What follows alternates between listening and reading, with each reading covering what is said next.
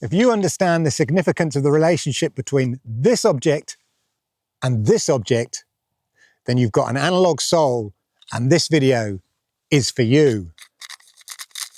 All right, so I want you to think about something for a second. Do you ever feel like you've lived in two completely different worlds? Not just like, different countries, but almost different realities. Now, don't worry, I'm not going all, Matrix on you.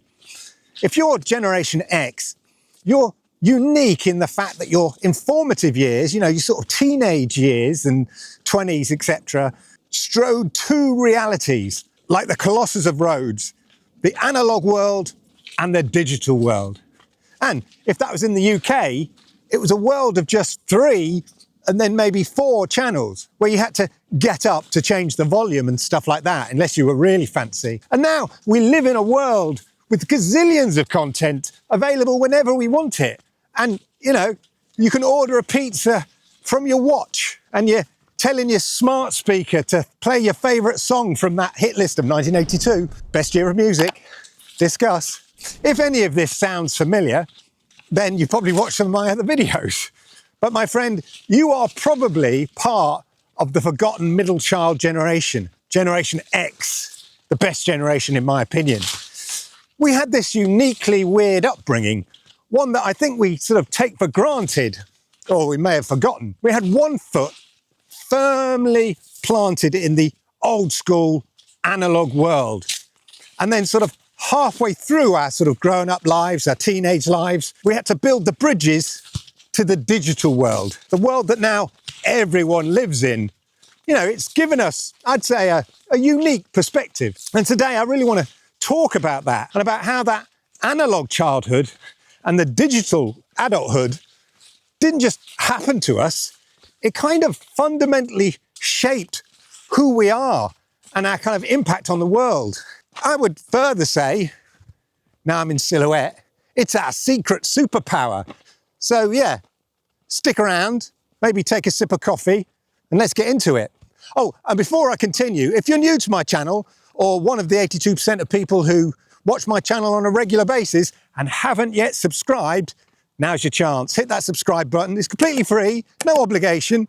Toggle that notification bell, and that way you'll know when I upload videos like this. Anyway, let's have a little wander down memory lane. It's funny what you remember. The world we grew up in, or certainly I grew up in, was a world of limitations. But, as teenagers, as kids, we didn't really see it that way. It was just life. Sometimes the best creativity comes out of limitations. Our entertainment wasn't on demand, it was appointment TV. When I was a kid, I'd race home to catch 1 hour of kids' TV. It used to be on for about an hour, hour and a half between, post-school, about 4 till sort of 5:30. The entire week was structured around waiting for the next episode of Grange Hill or Doctor Who if you're in the UK. And if you missed it, well, that was it. No catch-up, not if you were in my household, because my dad didn't get a video recorder for years.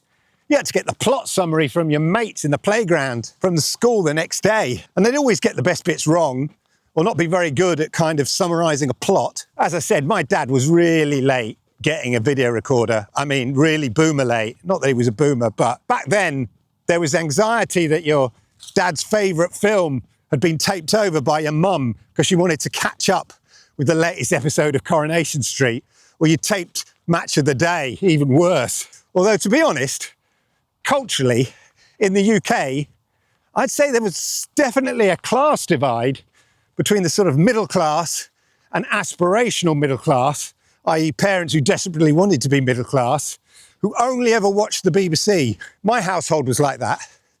We never watched ITV. It was only the BBC. And when I went to uni and I met a more diverse range of people, I was shocked to find out that some people came from homes where they'd reprogrammed the buttons on their remote or on their TV so that number 1 was ITV. And I was thinking, no, that's sacrilege. BBC 1, BBC 2, ITV, and then later Channel 4, Channel 5. That's the order as it is on the EPG. Felt sacrilege then. I saw a strange archived documentary on YouTube recently from the BBC in the early 1970s And I was struck by how the voiceover narration by the woman who's narrating it, she had such a received pronunciation, you know, like the Queen used to speak in 1950s. This was in the early 70s. That's an accent that rarely exists today in the UK. I mean, you know, apart from sort of a few eccentrics and Rees-Mogg. She actually said things like pints instead of pounds. They were talking about the emergence of new supermarkets in the UK and how the, you know, people might save a few pints, etc. It was just bizarre to hear such a received pronunciation in the 1970s. Anyway, talking about limited TV, especially in the UK again, do you remember Christmas? Oh my God. Even today, the BBC One always wins out Christmas, but back in the day, the whole country would sit down to watch Morecambe and Wise, you know, big Christmas show. We're talking 28 million people watching the same thing at the same time, because there was no catch up, no sort of not recording on video recorder. Everybody's watching it at the same time on TV. 28 million. The population was only about 60 million, including all the children and everything. That's just incredible. Can you even imagine that level of shared experience today in our world of a million streaming platforms and services? I'm sometimes torn in my head now about whether the monoculture that we kind of lived through and grew up was a good thing or a bad thing in terms of diversity and things like that. I lean towards it being more good than bad, mostly on the basis that the quality of TV we had was, even though it was only 3 channels, it was exceptional. Yeah, sure, we envied the cable TV of America, but we all knew that that was 200 channels of basic junk compared to the 3 precious channels that we had in the UK, where the quality and standard of TV was very high. But I think there's a lot to be said about a shared cultural experience in terms of forming your identity growing up. Watching Top of the Pops on a Thursday evening, you're roughly about 7 o'clock, and then the next day at school, just after assembly, everybody talking about the new bands or the new weird bands that were on the show the night before. Or a shared comedy, as we all grew up watching Not the 9 O'Clock News or repeats of Monty Python. And when I was a teenager, around about 6 p.m. on BBC Two, they used to always have some sort of quirky thing from abroad, or old black and white movie compilations like Laurel and Hardy compilations, Buster Keaton, or Harold Lloyd with the theme tune, Hooray for Harold Lloyd, Harold Lloyd. Amazing stunts and stuff like that, informing us what comedy was. And then, of course, one of my favourites and most memorable, and maybe, I don't know, it planted the seed of my fascination with all things Japan, was the legend of Monkey, where thought was an egg, and that egg gave birth to chaos, or something like that, with Pigsy and Sandy and Triplicata, who was a guy but a woman. Anyway, very strange. And if Monkey was naughty, Triplicata would punish him by squeezing the bar on his head, and he'd be going...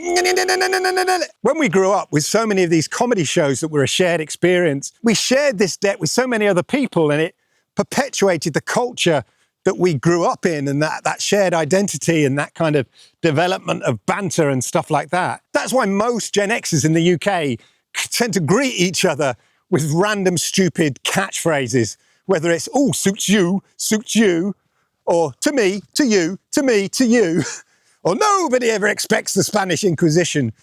And then we move on with our daily lives. We know exactly what the other person is referring to, and we know exactly how to respond. I guess it's sort of similar to sort of memes that happen, and my kids start talking in stupid noises and meme phrases that they're kind of been sharing on WhatsApp and Instagram and stuff. So maybe it's a bit similar, but it wasn't as universally held. But it wasn't just TV, of course. Our whole relationship with technology was so physical. It was tactile. My kids now are just discovering the joy of vinyl. And my son recently, we were in France, he discovered a limited edition copy of a Kanye West album, sort of double album. I think it was a triple album, and it had extra features and pullouts and stuff in it. And when he got home, he sort of laid it on the bed like it was some sort of Fabergé egg. And then he sort of opened it carefully, looking at all the pullouts, the little posters it came with, and all of that kind of stuff. He slid out the sleeves, he looked at the vinyl. It took me right back to those days where you'd read every single kind of lyric or word that was on the inside sleeves of a double album or something like that. Reading the lyrics as you kick back and listen to the music on your record player. It was more than just an audio experience. It was a whole sort of artistic endeavor. The combination of the artwork of the album cover, the lyrics, and listening to the music. Later in my life, my attempts to embrace the digital and make room for my children as, basically turning my office/entertainment room into a nursery for the children, it meant I had to get rid of all my CDs. I'd built up a massive CD collection, but not before ripping them and saving them all into the cloud for posterity. Of course, now I have to pay for the privilege of accessing the cloud. Not that I listen to those CDs much now anyway, because I'm always moving forward. I haven't sort of stuck in the past when it comes to music. And I think that's a sign of a Generation X. Although I'm being nostalgic about stuff, and maybe it's an age thing, I've also grown with the music. I think that's the thing about Gen X is, we never sort of grow up and become a full-on adult. We're still into music from the different ages. We find what we like. We don't just stick with the past. I had to take my daughter to see 21 Pilots a couple of years ago. And I tell you what, it was one of the best gigs I've been to in a lot. Well, I haven't been into gigs for a long time, but it was a really good gig. They're a really good band. There were also a few girly groups I had to go to, which were a bit more awkward, but that's a different thing. I guess what it all illustrates is the point I'm coming to is that as Gen X, we straddle the analog and the digital world. The great irony, of course, is that despite the so-called advances in technology, our listening experience is worse, apparently. Digital, however handy and useful, compresses the music. The audio quality is not the same, apparently. And the digital natives, the Gen Zs, the millennials, etc., just accept that as the norm. I read somewhere that music producers produce music specifically for this compressed digital age. The same with movies. We've embraced the new streaming technology, but we have a worse visual experience than, say, Blu-ray. I understand there's been a resurgence in Blu-ray recently by people who kind of want to own the media and have a better experience. Still, I think it just clogs up the house with too much stuff, but I can understand why. Don't get me wrong. Obviously, even on streaming in UHD, the quality of films and TVs a million miles better than the old Scanline CRT 4x3 chop movies that we used to have to sit through on a Sunday afternoon. Or, we watched a well worn out rental from Blockbusters. But it does make me wonder whether we actually peaked a little bit and now we've sacrificed some of the quality for quantity. There's that famous quote, isn't there, of now, where you'll own nothing and be happy. I mean, think about Concorde. You used to be able to fly to New York in about 2.5 hours, something like that. London to New York, 2.5 hours. Imagine you say to your child, back in my day, you could fly from London to New York in 2.5 hours. And they're like, wow, what happened to that? We've gone backwards. And I know we treat these things, our mobile phones that are in our pocket, our powerful PC that's in our pocket, we treat our phones as they're some kind of delicate magic. But my generation's defining relationship with tech involved a cassette and a pencil. You know the ritual, the horror when your Walkman chews up your favorite mixtape. Oh my God, that you've taped on the radio or something. The delicate surgery to pull the tape out and then patiently and painstakingly the process of winding it back with your pencil. The C120, of course, was more susceptible to this because there was more of it. The C90 was where it was at. Put your favorite cassette down in the comments below. Was it a Maxwell? Was it TDK 90? Anyway, we weren't just fixing it. We were saving it, weren't we? And we were saving the batteries in the Walkman because those things were precious. When they ran out, you were buggered. I remember I had this TDK D90 tape that was my absolute pride and joy. It was a bootleg I picked up of some rave. My Walkman ate it up, and I swear I spent a solid hour performing open heart surgery with a pencil. The relief when it worked perfectly, honestly. As I said, I still remember bootleg cassettes being available at Portobello Market in the early 2000s when I used to hang around there. And a younger work colleague in the 2000s gave me a copy of an NWA album she thought I might like. She had a soft spot for me, and this was a sort of an indication that somebody was interested in you. They'd give you a mixtape or a copy of their favourite album on the cassette that they've taped. Here, listen to this. I think you'll enjoy it. You know, you'd taken time to collate it or record that compilation. You were thinking about each track, so it meant something. Then, of course, there was communication. If you had to call someone for a lift or a change of plans, you had to find a convenient and empty public telephone box. You'd queue up if people were in it, because the popular ones, there was a queue. You'd feed your 10pp's into it. I'm old enough to remember when it was 2p's as well. Then you had to talk fast if you only had one 10p, because before long, the pips would sound beep, beep, beep, beep, beep, beep, beep. The warning pips, immediately causing a sort of panic and anxiety because you knew you're about to run out of money, and you said, okay, is it okay, 10 p.m, by the clock tower? The cost of telephone calls, of course, made us learn to be succinct and clear with our instructions. My well-educated teenage son struggles to put sentences together in a logical and coherent sequence sometimes.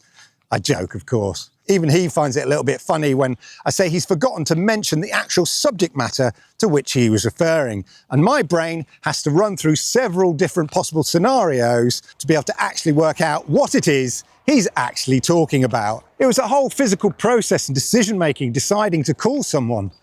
It was often driven by absolute necessity, as it required effort, required a free phone, and it required 10p. It taught us to be able to memorize numbers, sometimes long sequences of numbers, and you sort of remember them in a sort of sing-song type way, you know, 0181 811 5050, something like that. I still remember the Swap Shop one, which was a TV show on kids' telly on a Saturday. It was 01 811 805, something like that. It was remembered, you remember numbers in threes. My dad always taught me to remember numbers in twos, so that would have been 0180 or 0180 85, etc., etc. Thing is, now I don't even know my kids' mobile numbers. Back then you had to remember at least a handful of numbers, and sometimes by the phone at home there was a directory of the kind of most important phone numbers to the family. When BT got rid of the red telephone boxes and replaced them with these sort of glass and grey boxes, I don't know, it just felt a bit generic and sort of and universal, you know, like every other country. Not that distinct, bold red telephone box that sort of symbolised Britain. Still, the plastic calling card that you could charge up with money and stuff felt revolutionary at the time when that came in. No need for 10p's. Also, we were the last generation to have to truly search for information in the wild, armed only with a library card and maybe the Argus catalogue. The laminated book of dreams, the Argus catalogue. It was like an analogue Amazon. Sometimes the K's catalogue or the Littlewoods catalogue that later became Very. We used to circle what we wanted for Christmas, you know, the kind of, oh yeah, what we thought our parents might be able to afford. We used to circle them in the Argus catalogue or the K's catalogue and then hope our mum would find it. Although I was shocked to find out that some peers were quite upfront and just handed it to their mum saying, this is what I want that, and that. I just add things to Amazon wishlist now. Again, adapting, evolving, analog to digital. Then in our teenage years, of course, everything started to change. And the sound of that change was the search of a dial-up or the screeching ping ping or the weird sound that a game would make if you had it on a cassette.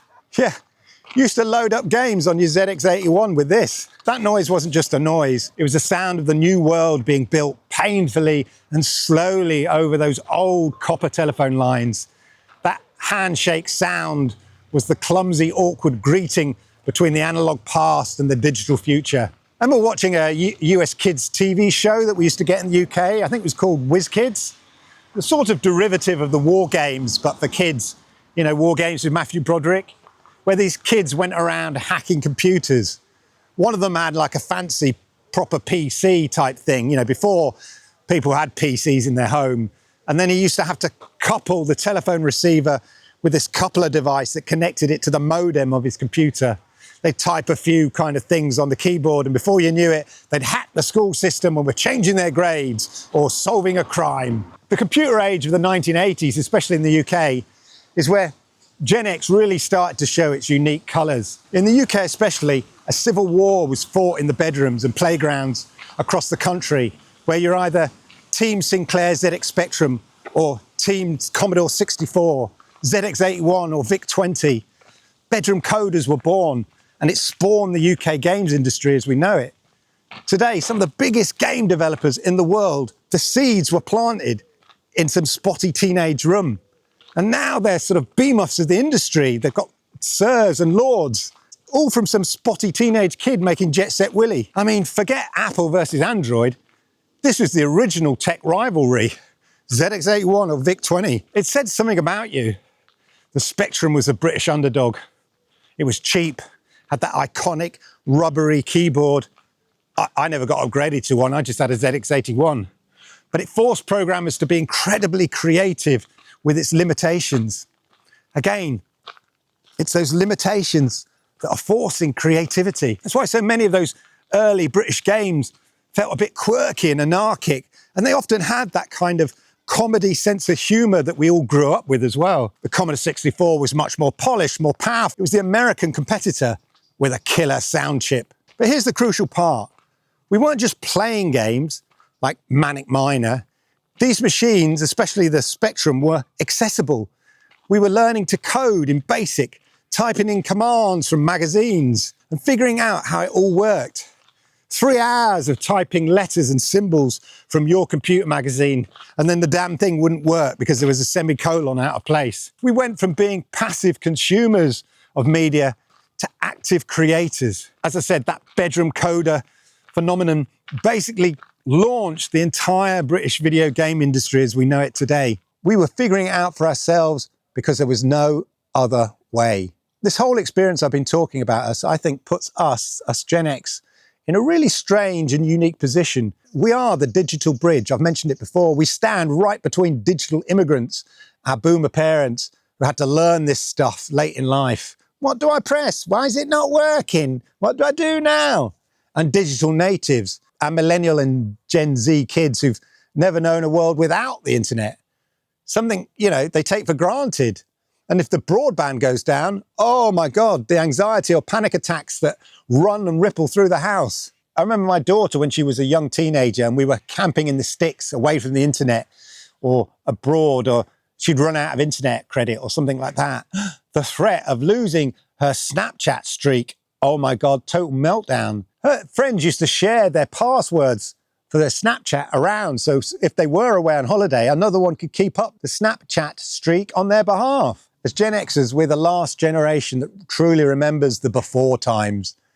Yet we're completely fluent in the after times. And so what does that make us? Well, for a start, it makes us the unpaid IT department of our entire family. You spend Saturday fixing your mum's Wi-Fi router over the phone, and then Sunday trying to explain Instagram's privacy settings to your teenage daughter. I've joked before about the cliche of a dad being a glorified taxi driver that we all sort of seem to recognise. Well, now you can add to it IT specialist.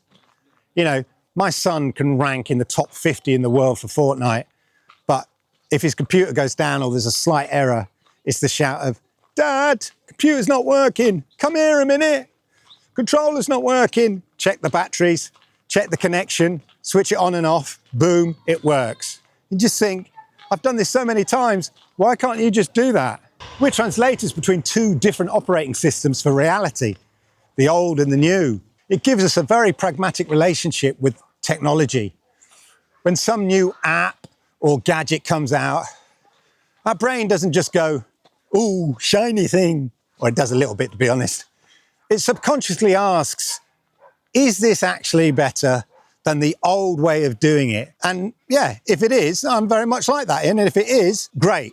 I mean, it might sound like I'm being nostalgic for the past in these videos, and there's a little bit, which I am, of course.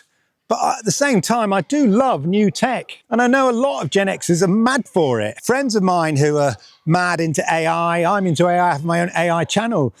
I love playing with AI and seeing what it can do. But we have that analog baseline for comparison, which makes us a bit more skeptical, I would say, of the hype. I'm more focused on whether something is genuinely useful. I think we recognize technology more as a tool than a sort of religion or a kind of life necessity that younger generations might see it as. I've mentioned on this channel before, there's a fascinating concept that perfectly describes Gen X brain. It's called temporal dissonance. It sounds like some sort of mental illness. It's not. It sounds complicated, but it's simple. It's the state of basically holding two different realities in your head at the same time. It's having the muscle memory of using a rotary phone while also effortlessly swiping on a smartphone. It's remembering the deep, profound silence of a pre-internet evening where now you're managing the constant buzz of thousands of notifications. This report I read calls it having analog ghosts that haunt our digital lives. I think we also have a little bit more patience as well with technology. I mean, anyone who used a rotary phone and had to dial a 10-digit number, I remember that? You used to have to go 1, 2, 3, 4, and so on and so on. I mean, how long did it take just to ring a number? Digital pads were revolutionary when they came, you know, bish, bash, bosh, bosh, bish, bish, bosh, and the little squeak of digital sound they made. Now look, this dual existence, these two states that I talk about, they can be a source of stress. I get it. The constant need to adapt, to translate, to manage the two internal worlds. It can be mentally tiring. Yeah, I get that. And contribute to a feeling of being overwhelmed. To some Gen Xers, I'll just stick to what I know. It's a form of technological whiplash, but I'm a massive sucker for new technology. And I often embrace it before many of my kids or many of my peers at work or even younger people at work. I was always ahead of the curve when it came to new technology at work and new tech. Several months after I discover it, there might be a workshop on AI or something like that. I mean, not every bandwagon I jumped on went anywhere. So I've learned the hard way that not everything turns into something wonderful. But I am open-minded when it comes to tech. But here's the flip side to the negativity. It is also our superpower, as I've mentioned. That constant adaptation made us incredibly resilient, independent, always wanting to learn, and bloody good at solving problems. Having to wait for things taught us patience. Something didn't work, that's fine, let's start again. Having to fix our own tech taught us resourcefulness and made us useful around the house. Certainly does now, whether it's for our old tech-phobic parents or our digitally naive kids who don't know what to do when they get the blue screen of death. Our memory of a world with more privacy makes us more healthily skeptical. We can choose to give up all our privacy to the big tech firms in the US or choose not to. We're much more skeptical of technology and its ability to kind of mislead people. And, you know, we can usually see through some dodgy random Facebook post, something that the boomer generation or our parents struggle to kind of realize is complete fake or nonsense. And yet anyone with half a digital brain can see it's just made up BS. Boomers gobble up that stuff as gospel, and hence the world is in the state it is in now. It's also, I reckon, why we balance the work-life balance so much. We remember a time when work couldn't follow you home, you know, for your emails and be online all the time. You left the office, there was no way of contacting you after that. And we know that boundary is worth fighting for. Something I think that hit many of us with the pandemic and then starting working from home and things like that. We had that suddenly, wait a minute moment. And we remembered that we didn't have to be online 24/7 or on call to our companies all the time. You know, we had that kind of moment where we collectively, I think society went, wait a minute, so I don't actually have to be in the office to do my work. I get the feeling that more Gen Xers embraced this working from home than maybe Gen Zs did, who suddenly lost that camaraderie and social office life. We'd done that. We were lucky in a certain way. I remember a lot of interns during the pandemic missed out on that sort of, you know, social life that you get when you start in a new office. A whole new generation missed out on that. And I think that's a little bit sad. But having said that, as Gen X, we've mastered two different ways of living, I would say, that gives us a quiet confidence that's hard to shake. So yeah, look, am I just being nostalgic? What's the point of all this nostalgia? It's not about staying in the past or saying the past was better in my day, or that might sound like that. It's understanding that our unique journey from the analog world to the digital frontier is a core part of what makes our generation. We are, as I've said many times on this channel, the bridge generation, the quiet, competent architects of the modern world.